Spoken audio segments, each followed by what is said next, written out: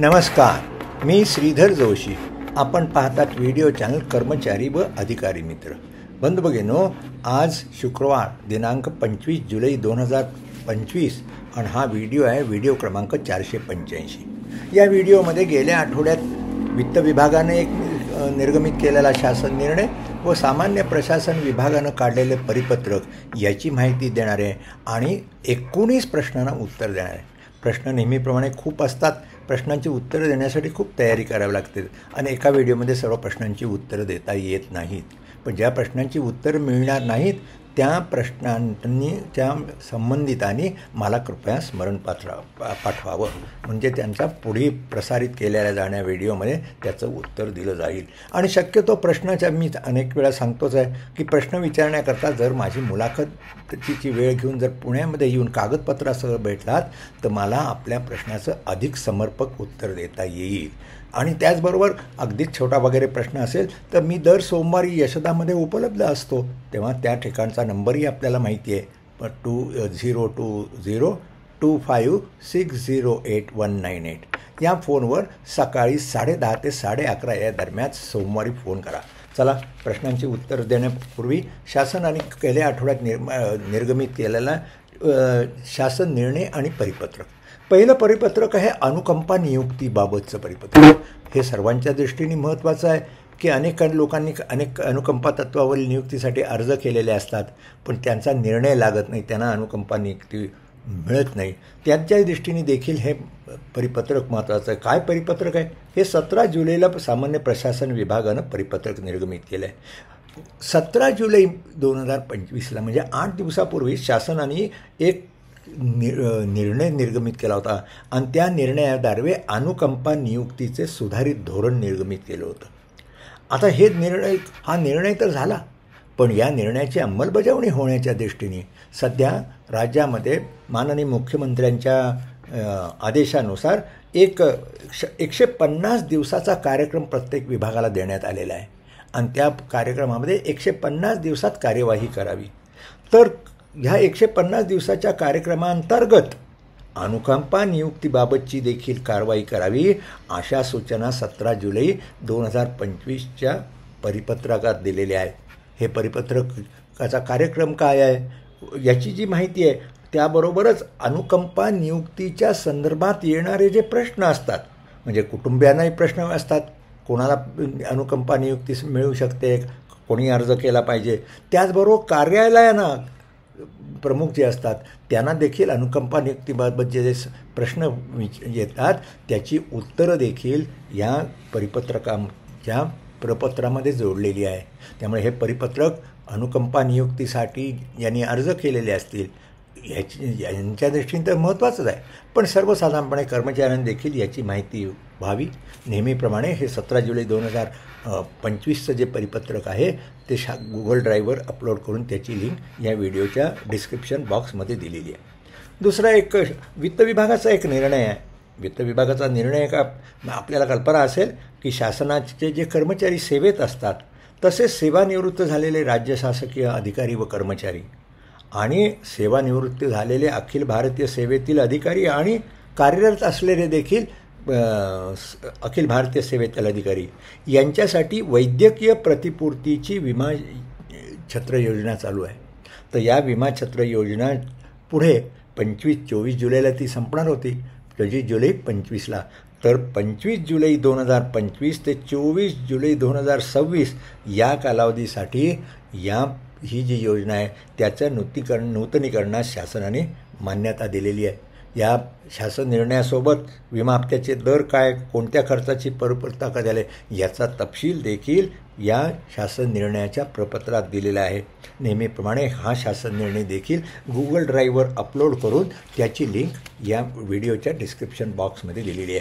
चला, आता प्रश्नांची उत्तरं देण्यास सुरुवात करतो. पहिला प्रश्न आहे की एखादा जो सेवानिवृत्त कर्मचारी असतो त्याच्या विरुद्ध किरकोळ शिक्षा देण्याची कार्यवाही करता येते का? काही दिवसापूर्वी माझ्याकडे देखील एक सेल्स टॅक्स डिपार्टमेंटमधून झालेले अधिकारी होते.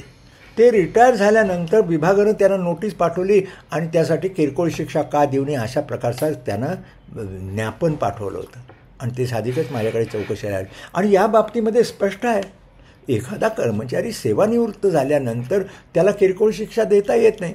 कारण किरकोळ शिक्षा कुठल्या दिल्या जातात? ठपका ठेवणं शिक्षा दिली असेल, वेतनवाढ थांबवणी जाते. ते आता ह्या ज्या शिक्षा आहेत त्या सेवेमध्ये असताना दिल्या जातात. सेवानिवृत्तीनंतर किरकोळ शिक्षा देता येत नाही. तर या संदर्भातला एक केंद्रीय प्रशासकीय न्यायाधिकरणाचा निर्णय आहे, तेजपाल पाठक विरुद्ध नॅशनल पॉवर ट्रेनिंग सेंटर. या परिपत्रकामध्ये त्यांनी स्पष्ट म्हटलेलं आहे आणि त्यामध्ये सर्वोच्च न्यायालयाच्या निर्णयाचा आधार देखील घेतला आहे. आणि त्यांनी म्हटलं आहे स्पष्टपणे की सेवानिवृत्तीनंतर कर्मचाऱ्याला किरकोळ शिक्षा देता येत नाही. त्याला प्रश्न क्रमांक 2, कर्मचारी विभागीय चौकशीत दोषी ठरला आणि त्याला शिक्षा देखील झाली, परंतु त्याच दोषारोपासाठी व त्याच पुराव्याच्या आधारे जो फौजदारी खटला दाखल केला होता त्याच्यामध्ये त्याची बिनशर्त सुटका झाली, म्हणजे त्याला क्लीन ॲक्विटल झालं, तर विभागीय चौकशीत झालेली शिक्षा रद्द होईल का? तर निश्चितच याकरता न्यायालय निश्चितच शिक्षा रद्द करेल. कारण फौजदारी न्यायालयातून जी सुटका झाली ते क्लीन ॲक्विटल आहे का याची खातरजमा नियुक्ती अधिकाऱ्याला करावं लागते. परंतु न्यायालय मात्र तिथे जर त्यांना आढळलं की ही क्लीन ॲक्विटल झालेलं आहे आणि तिथे जर विभागीय चौकशी जर चॅलेंज केली असेल तर क्लीन ॲक्विटल झाल्यामुळे ती विभागीय चौकशी रद्द होईल. आणि अशाच तऱ्हेचा एक निर्णय सर्वोच्च न्यायालयाने GM टंक विरुद्ध गुजरात सरकार या प्रकरणात दिला आहे. हे देखील हे जजमेंट जे आहे ते गुगल ड्राईव्हवर अपलोड करून त्याची लिंक व्हिडिओसोबत दिलेली आहे. तिसऱ्या प्रश्नाकडे बोलूया. प्रश्नकर्त्यांचं म्हणणं आहे की अपीलीय अधिकारी जे असतात ते निर्णय देतात पण त्याची कारणं देत नाहीत. नुसता शिस्तभंग अपील रद्द केलेला असा निर्णय देतात. तर या बाबतीमध्ये सर्वोच्च न्यायालयाने अनेक वेळा स्पष्ट केलेलं आहे. काय स्पष्ट केलं की ज्या ठिकाणी अपीलीय अधिकारी जो निर्णय देतात त्या अपीलीय अधिकाऱ्यांनी त्यांच्या निर्णयामध्ये त्याची कारणं नमूद केलीच पाहिजेत.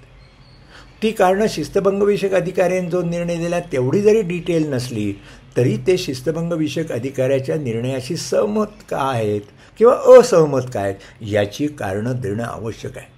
सर्वोच्च न्यायालयाने म्हटलेलं आहे की एक SN Mukherjee versus union of इंडियामध्ये ह्या किंवा अनेक निर्णयामध्ये स्पष्ट म्हटलं आहे की या डिसिप्लिनरी अथॉरिटी आणि appellate authorities are quasi judicial authorities.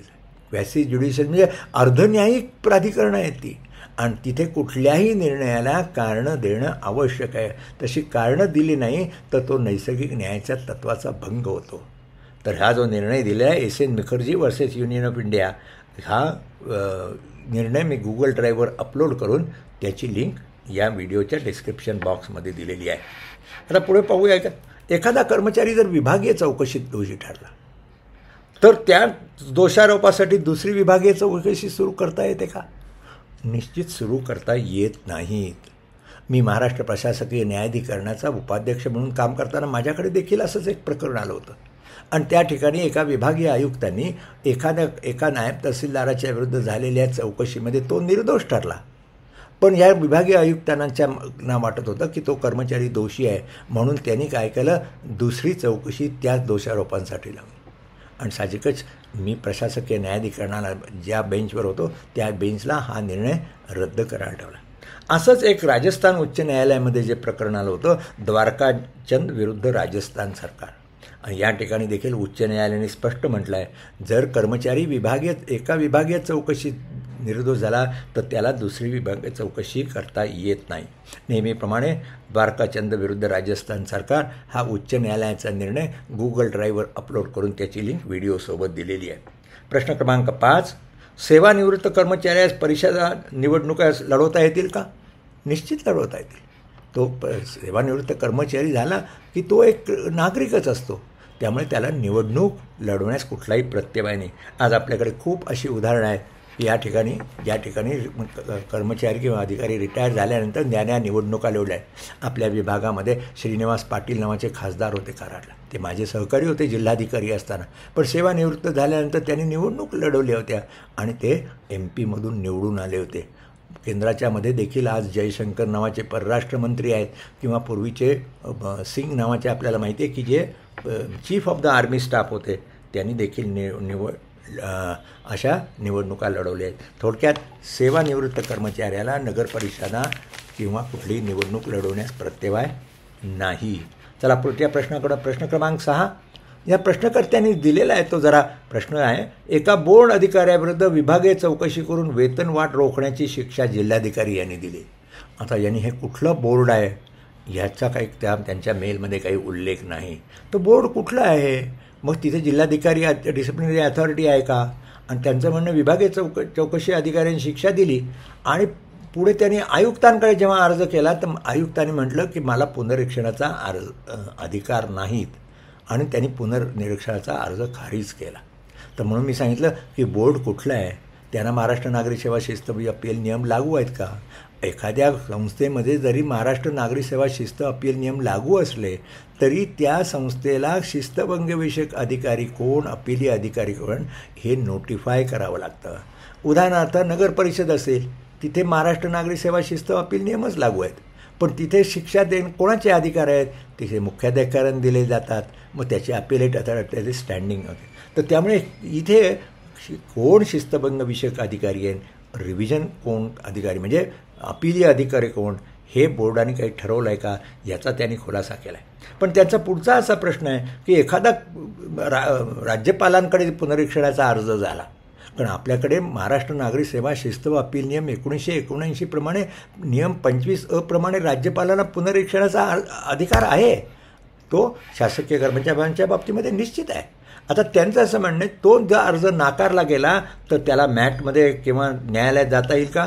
तर निश्चित जाता येतं. राज्यपालांचा निर्णय जरी असला तरी त्याच्याविरुद्ध न्यायालयात जाण्याची कर्मचाऱ्याला मुभा असते. चला पुढच्या प्रश्नाकडे. प्रश्न क्रमांक 7 यांचं म्हणणं हे महापालिकेत नोकरी करतात. 10 वर्षापूर्वी यांना अनुकंपा तत्वावर नोकरी लागलं. त्यावेळी त्यांचं लग्न झालेलं नव्हतं. आता लग्न झाल्यानंतर त्यांना 3 मुलं आहेत, परंतु त्यांनी ही बाब कार्यात कळवलेली नाही. आता ही कळवावी लागेल का? तर निश्चित आपला जेव्हा आपण कर्मचारी जेव्हा कुठल्या संस्थेमध्ये महानगरपालिकेमध्ये लागत असेल, शासनामध्ये लागेल, तर त्यानंतर त्याच्या कुटुंबामध्ये काही नवीन म्हणजे लग्न झालं, मुलं झाली, तर त्याची माहिती त्यांनी कार्यालय प्रमुखांना कळवली पाहिजे आणि म्हणजे त्यांची नोंद सेवा पुस्तकामध्ये घेतली जाते. आता 3 अपत्य त्या झालेली आहेत, त्यामुळे काही शिक्षा होईल का? तर सध्या 3 अपत्य झाल्यावर शिक्षेच्या संदर्भात शासनाचं काही धोरण नवीन ठरले गेलेलं नाही. तर त्यामुळे पण पहिल्यांदा आपण ही माहिती आहे ती आपण कार्यालय प्रमुखांना कळवा. चला प्रश्न क्रमांक 8 या प्रश्नकर्त्यांचं म्हणणं एका कर्मचाऱ्याच्या विरुद्ध विभागीय चौकशी झाली आणि चौकशी अहवाल त्यांनी त्या कर्मचाऱ्याच्या मुंबईच्या पत्त्यावर पाठवला आणि गावच्या पत्त्यावर देखील पाठवला, पण तो त्यांनी स्वीकारला नाही.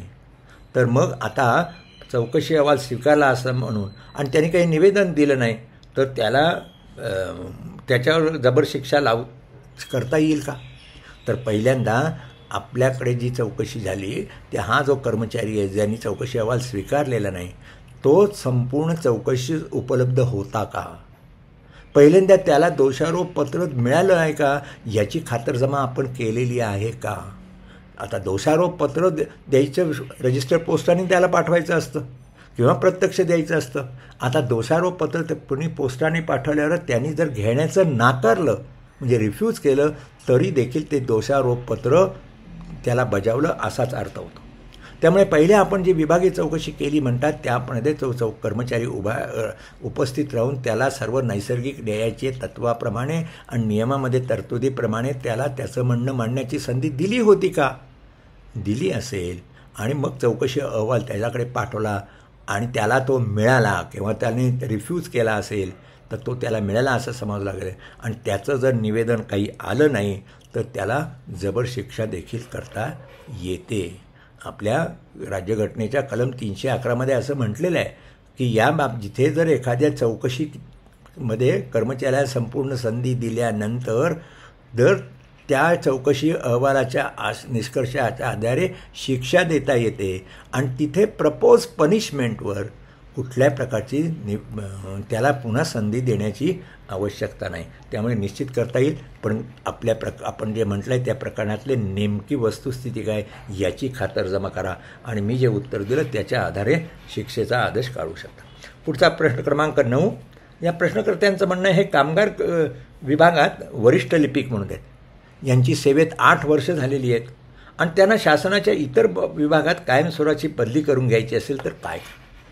अर्थात आपल्याला ज्या विभागात कुठल्या ठिकाणी बदली करून घ्यायची असेल त्या बदली तिथे त्या ठिकाणी ती वेकन्सी असली पाहिजे आणि मग तो विभाग देखील तुम्हाला स्वीकार करायला पाहिजे. पण आपल्याला विनंती निश्चित करता येते आणि या संदर्भामध्ये शासनाने 15 मे 2019ला एक शासनाने कायमस्वरूपी बदली संदर्भात व कायम स्वरूपी समावेशन करण्याचं धोरण केलेलं आहे. हा जो 15 मे 2019चा जो शासन निर्णय आहे तो मी गुगल ड्राईव्हवर अपलोड केलाच आहे. तो जर निर्णय आपण पाहिला तर आपल्या लक्षात येईल की हे जे समावेशनचं आहे हे फक्त क गटाच्या कर्मचाऱ्यांना लागू आहे. अर्थात आपण क गटाचेच आहात, त्यामुळे आपल्याला करता येऊ शकेल. आपली तिकडे 5 वर्ष सेवा झालेली आहे, पण आपल्याला स्थायित्व लाभ प्रमाणपत्र मिळाले का, आपले गोपनीय अहवाल दर्जाचे आहेत का, विभागीय चौकशी न्यायालयीन चौकशी जर नसेल आणि मग जिथे आपल्याला बदली पाहिजे त्या ठिकाणचं पदनाम काय, आपली जी वेतन श्रेणी तशीच वेतन श्रेणी पाहिजे आणि अशा तऱ्हेच्या अटी व शर्ती या धोरणामध्ये आहेत. हे धोरण मी सांगितलं त्याप्रमाणे तो आपण निर्णय डाउनलोड करून घ्या आणि मग त्याप्रमाणे आपल्याला जर या निर्णयामध्ये त्या धोरणाप्रमाणे आपण जर बसत असाल तर आपण निश्चितच कुठल्या विभागात जायचं वगैरे यासंबंधी अर्ज देऊन कायमची बदली करण्यासंबंधी विनंती करू शकाल. प्रश्न क्रमांक 10 हे राशीद शेख म्हणून आहेत. प्रत्येक व्हिडिओ अत्यंत बारकाईने पाहणारे आणि लोकांनाही मदत करणारे आहेत. त्यांनी बरेच दिवसापासूनचा माझ्याकडे एक प्रश्न विचारला होता, परिवीक्षाधीन कर्मचाऱ्याला रजा मिळण्याचा हक्क आहे का? आणि त्यांनी त्याबद्दलचा एका लेखामित्र नावाचा संघातर्फे मार्गदर्शक सूचना काढल्या, त्याच्या 2021चा उतारा जोडलेला आहे आणि त्या उतार्यामध्ये तेच म्हटलेलं आहे की परिवीक्षात जो अधीन अधिकारी आहे त्याला रजा मिळण्याचा काय हक्क आहे त्या नमूद केला आहे. तर मी या राशीद शेखला एवढंच सांगेन की शासनाने 22 जून 2021च्या शासन निर्णयाद्वारे नवीन परिवीक्षा धोरण जाहीर केलेलं आहे आणि या परिवीक्षा धोरणाच्या त्या शासन निर्णयाच्या परिच्छेद 10 असंच म्हटलं आहे, परिवीक्षाधीन काळात कोणत्या रजा अनुज्ञा असतात हे नमूद केलं आहे. त्याप्रमाणे मनसा रजा नियमित 64(1) जो नियम आहे, महाराष्ट्र नागरी सेवा रजा नियम 1981 64(1) ज्या रजा आहेत त्या सर्व रजा या परिवीक्षाधीन अधिकाऱ्याला लागू आहेत. जणू काही त्यांना आपलं पद परिवीक्षा व्यतिरिक्त कायमरित्या धारण केलेलं आहे आणि त्यामुळे मी आपल्याला सांगेन की हा जो 25 जून 2021चा जो शासन निर्णय आहे जो मी गुगल ड्राईव्हवर अपलोड केलेला आहे 25 जून नाही, तो आपण डाउनलोड करून घ्या म्हणजे आपल्या प्रश्नाचं उत्तर आपल्याला मिळेल. आता पुढचा प्रश्न आहे, हे भिकाजी अनाप नमुळे यांना मागे देखील उत्तर दिलं होतं, ते मला एकदा येऊन प्रत्यक्ष भेटले. पण यांच्या बाबतीमध्ये काय झालं, हे पूर्वी लागले होते कोल्हापूर महानगरपालिकेमध्ये, नंतर अहमदनगर नगर परिषदेमध्ये आले. कोल्हापूर महानगरपालिकेमध्ये पहिले ते होते, ॲडहॉक त्यांची नेमणूक केलेली होती. आता ॲडहॉक नेमणूक जी त्यांनी केली होती ती ॲडहॉक नेमणूक केली होती, त्या ॲडहॉक नेमणुकीमध्ये त्यांना वेतनवाढ वगैरे दिलेली होती. पण आश्वासित प्रगती योजनेसाठी ती ॲडहॉक जी योजना आहे, हंगामी तत्वावर जी नियुक्ती केली होती ती विचारात घेतलेली नाही. त्यामुळे त्यांना आश्वासित प्रगती योजनेचा लाभ मिळाला नाही आणि ह्या श्री अनाप यांचं तेच म्हणणं आहे की त्यांना त्या आश्वासित प्रगती योजनेचा लाभ कोल्हापूर नगर परिषदेने, कारण त्यांच्याकडे 12 वर्ष सेवी झालेली आहे, अर्थात त्याच्यासाठी हंगामी तत्वावरची जी सेवा आहे ती विचारात घ्यावी असं या अनाप यांचं म्हणणं आहे. आता मी आपल्याला एवढं सांगेन, कारण अनाप यांनी एक मुंबई उच्च न्यायालयाच्या औरंगाबाद खंडपीठाकडे अर्ज देखील केलेला आहे, रिट अर्ज केला आहे आणि त्याच्यामध्ये त्यांनी प्रतिवादी म्हणून केलं आहे, राज्य सरकारला केलं आहे, तसंच अहमदनगर परिषदेला आणि कोल्हापूर महानगर परिषदेला केलं आहे आणि त्या ठिकाणी देखील त्यांनी आश्वासित प्रगती योजनेसाठी स्पेसिफिक रिलीफ जरी मागितला नसेल तरी त्याच्यामध्ये म्हटलेलं आहे की त्यांना ॲडव्हान्टेज दिलेला नाही. आता मी एवढं सांगेन की हंगामी तत्वावर आपण सेवा करत असताना आपल्याला वेतनवाढ दिलं म्हणजे ती काही सेवा निवृत्ती वेतनाकरता किंवा आश्वासित प्रगती योजनाकरता धरली जात नाही. आणि म्हणून परंतु अनाप यांच्या दृष्टीने आणखीन एक बाजू आहे की कोल्हापूर महानगरपालिकेने यांना जून 91 पासूनच्या हंगामी तत्वावरची जी ॲडहॉक सेवा आहे त्या ठिकाणी त्यांना त्यांचं जे लिव्ह अँड सॅलरी कॉन्ट्रीब्युशन आहे त्यांची कोल्हापूरहून अहमदनगर महानगरपालिकेमध्ये जी बदली झाली आणि ॲब्सॉर्प्शन दिलं तेव्हा हंगामी तत्वावरील सेवा तारखेच्या पासून म्हणजे हंगामी तत्वावरील झालेली सेवा देखील विचारात घेऊन त्यांचं पेन्शन अँड लिव्ह कॉन्ट्रीब्युशन पाठवलं आहे. हा मुद्दा श्री अनाप यांच्या बाजूचा आहे. पण हा मुद्दा अनाप यांनी त्यांच्या रिट अर्जामध्ये स्पष्टपणे मांडलेला नाही. आपल्याला जर जे आपण एक रिप्रेझेंटेशन वगैरे जे केलेलं आहे त्या रिप्रेझेंटेशनला अद्यापही अजून कोल्हापूर महानगरपालिकेने उत्तर दिलेलं नाही. परंतु आपण आपला जो रिट अर्ज केलेला आहे त्या रिट अर्जामध्ये आपल्याला योग्य ती सुधारणा करून की हे कसं आश्वासित प्रगती योजनेचा लाभ आपल्याला कसा मिळावा याच्यासाठी आपल्याला आर्ग्युमेंट करावा लागेल. रिट अर्ज आपल्याला दुरुस्त करावा लागेल. आणि मी मगाशी सांगितल्यामुळे हा एक मुद्दा आपल्या बाजूने आहे की एकदा जर तुम्ही ती रजा म्हणजे सेवेचा काळ जे हंगामी सेवेचा काळ जर लिव्ह अँड पेन्शन कॉन्ट्रीब्युशनला धरलेला असेल मग तो आश्वासित प्रगती योजनेसाठी धरावा लागेल. म्हणून मी अनाप यांना एवढं सुचवीन की आपण रिट अर्जामध्ये योग्य ती दूर करा. कारण कोल्हापूर महानगर परिषद देखील आपण त्यांना प्रतिवादी केला आहे. त्यामुळे उच्च न्यायालयाचा निर्णय लागल्याशिवाय हा मी सांगितलं त्यावर कोल्हापूर महानगर परिषदेला निर्णय घेण्याची शक्यता नाही.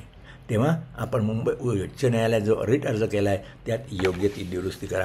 अधिक काही असेल तर येत्या सोमवारी माझ्याशी दूरध्वनीवरून बोला. चला पुढच्या प्रश्नाकडे वळूया. प्रश्न क्रमांक 12. या प्रश्नाचं म्हणणं आहे प्रश्नकर्त्यांचं म्हणणं की कर्मचाऱ्याला डिपार्टमेंटल इन्क्वायरी किंवा फौजदारी प्रकरणात हजर राहण्यासाठी रजा घ्यावी लागते का आणि त्याला प्रभास भत्ता मिळू शकतो का? त्या कर्मचाऱ्याला डिपार्टमेंटल इन्क्वायरीमध्ये हजर राहण्यासाठी किंवा फौजदारी प्रवृत्ती राहण्यासाठी त्याला रजा घ्यावं लागत नाही. त्याचबरोबर त्याला जर एका ठिकाणाहून दुसऱ्या ठिकाणी जावं लागत असेल तर त्याला प्रवास भत्ता देखील देय आहे. तर हे कुठे नमूद केलेलं आहे? तर हे मी एक व्हिडिओ क्रमांक 206 केलेला आहे आणि त्या 206 व्हिडिओमध्ये एक वित्त विभागाचा शासन निर्णय जो 31/10/98चा निर्णय आहे तोही जोडलेला आहे.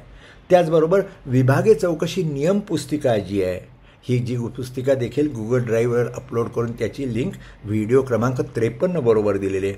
त्यामध्ये देखील प्रकरण 11मध्ये हे स्पष्ट म्हटलेलं आहे की जर एखाद्या आपल्याकडे कर्मचाऱ्याला ज्याचं जे मुख्यालय त्याच्याहून दुसऱ्या ठिकाणी जर चौकशीसाठी जावं लागलं तर त्याला रजा घ्यावीच लागत नाही. उलटं त्याला प्रवास भत्ता देखील देय आहे. चला प्रश्न क्रमांक 13. गेल्या 484च्या व्हिडिओमध्ये मी चर्चा करताना एक ज्येष्ठ नागरिकांकरता एक डॉक्टर राहुल वेदप्रकाश पाटील यांनी एक विधेयक सादर केलेलं आहे आणि ते 15 जुलै 2025च्या गॅझेटमध्ये प्रसिद्ध झालेलं आहे.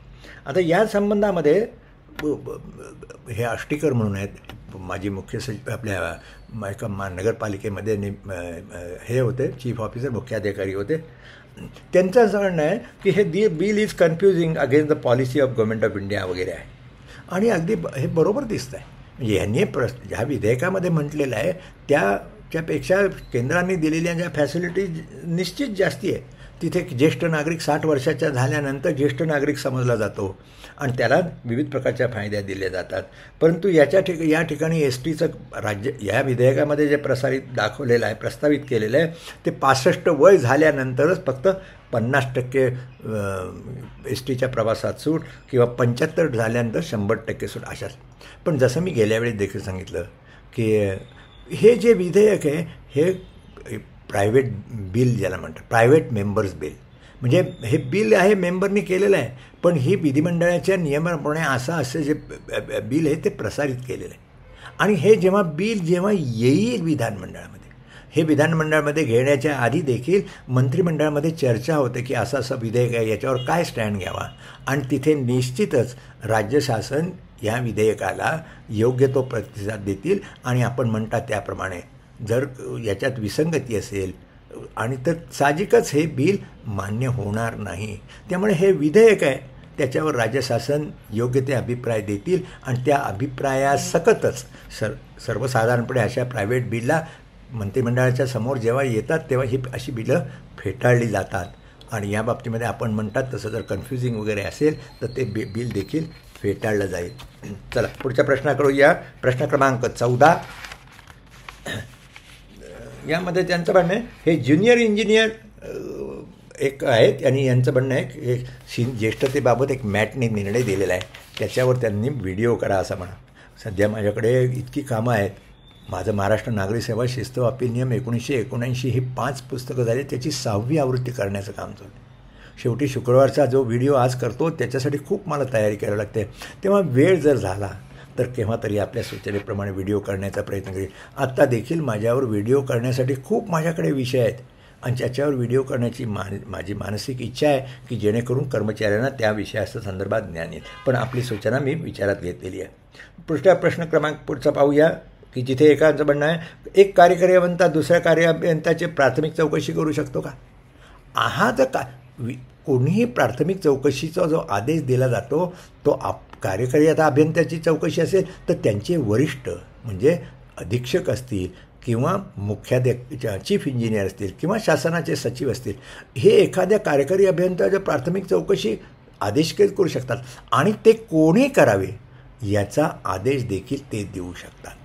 आता आपण म्हणतात त्याप्रमाणे सर्वसाधारणपणे वरिष्ठ अधिकाऱ्यांनी चौकशी करावी, पण प्रत्येक ठिकाणी हे तसं शक्य होत नाही आणि ही प्राथमिक चौकशी असते. या प्राथमिक चौकशीमध्ये फक्त सकृत दर्शनी तक्रारीमध्ये काही दोषारोप आहेत हे पाहण्याचे आणि कार्यकारी अभियंत्यांनी जरी प्राथमिक चौकशी केली तरी त्याचा शेवटचा निर्णय त्या आपले जे वरिष्ठ असतात म्हणजे अधीक्षक अभियंता असतील मग ते घेणार आहेत.